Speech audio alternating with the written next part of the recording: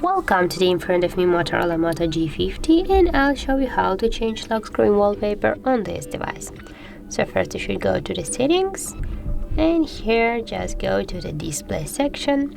Now just tap here to the advanced options, and you'll see here the wallpaper section. Tap there, and as can you see, we can choose our new wallpaper from the live wallpapers, from your photos on your device, and from the current default wallpapers on your device.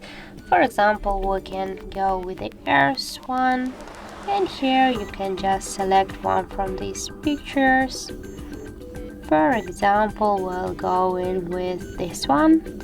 Now just select the position of your wallpaper and tap here to OK. And we want to change the lock screen, so we now got here the message that our wallpaper set successfully. And now we'll just check that, yeah, as can you see, our lock screen wallpaper has changed successfully. So that's how it looks. If you found this video helpful, leave like, comment and subscribe our channel.